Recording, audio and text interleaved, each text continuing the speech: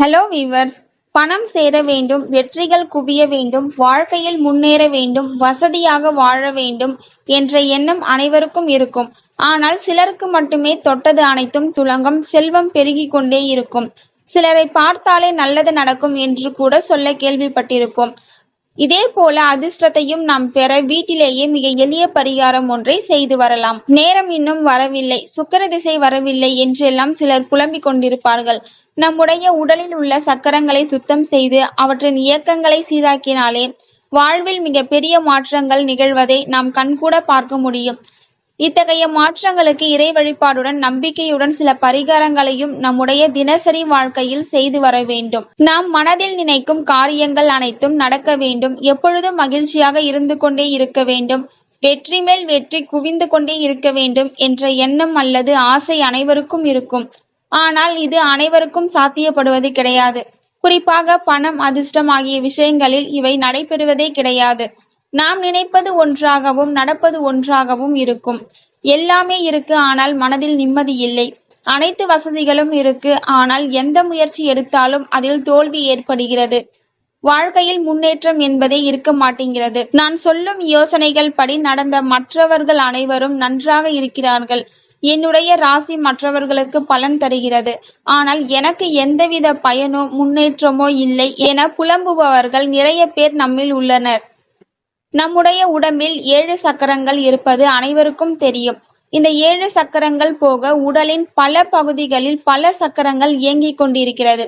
இவற்றில் நம்முடைய உள்ளங்கை, மணிப்பூரகம், இடது பக்க தோள்பட்டை ஆகிய பகுதிகளில் இருக்கும் சக்கரங்கள் சரியாக இயங்கினால் அல்லது தடையில்லாமல் இயங்கினால்தான் அதிர்ஷ்டம் இருந்து கொண்டே இருக்கும். நினைத்தது நடப்பது, பணம் வந்து கொண்டே இருப்பதற்கு இந்த சக்கரங்கள் சரியாக இயங்க வேண்டும். நம்முடைய உயர் சக்தியானது சரியாக இயங்கினால் மட்டுமே நம்முடைய அதிர்ஷ்டம் நமக்கு பலன் தரக்கூடியதாக அமையும். இந்த உயிர் சக்தி தூண்டப்பட்டு சக்கரங்கள் சரியாக இயங்கி மிக எளிய பூ பரிகாரம் ஒன்றை தினமும் செய்து வந்தாலே போதும். பணம் உங்களை தேடி வந்து கொண்டே இருக்கும். நீங்கள் நினைத்த காரியங்கள் அப்படியே நடப்பதுடன் நீங்கள் சொல்லும் வெல்லும் சொல்லாக இருக்கும். இந்த பரிகாரம் செய்வதற்கு அதிக நேரம், நிறைய பொருட்கள் என எதுவும் தேவையில்லை.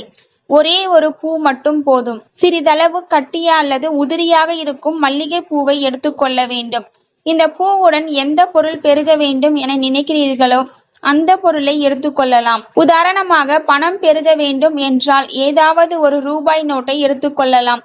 அல்லது செல்வம் பெருக வேண்டும் என நினைப்பவர்கள் தங்கம், வெள்ளி என எது வேண்டுமானாலும் எடுத்துக்கொள்ளலாம்.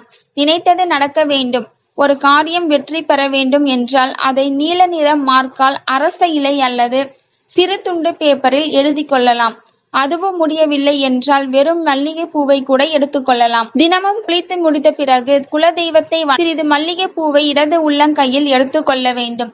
அதோடு பணம், தங்கம், வேண்டுதல் எழுதியது ஆகியவற்றை ஏதாவது ஒன்றை வைத்து வலது கையால் மூடிக்கொள்ள வேண்டும்.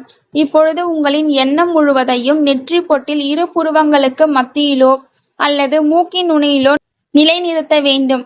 இப்படி எண்ணங்களை ஒருமுகப்படுத்தும் பொழுது நமது உடலில் உள்ள சக்கரங்களின் ஆற்றல் தூண்டப்படும். கண்களை மூடி அமைதியாக நமது வேண்டுதலை மனதில் நினைக்க வேண்டும். இப்படி தினமும் செய்து வந்தால் நாம் நினைத்த காரியங்கள் அப்படியே நடக்க துவங்கும். மல்லிகைப்பூ ஒரு தனித்துவமான மலர். மற்ற மலர்களை விட மனதை மயக்கும், எண்ணத்தை ஈர்க்கும் தன்மை மல்லிகை பூவிற்கு உண்டு. மற்ற பூக்களை விட மல்லிகை பூவிற்கு மங்களகரமான தன்மை உண்டு. இந்த பூவிற்கு பணத்தை ஈர்க்கும் தன்மை உண்டு.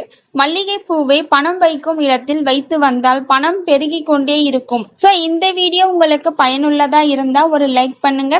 பிறருக்கும் பயனுள்ளதா இருக்கணும்னு நினைச்சீங்கன்னா கண்டிப்பா ஷேர் பண்ணுங்க. தேங்க்யூ ஃபார் வாட்சிங்.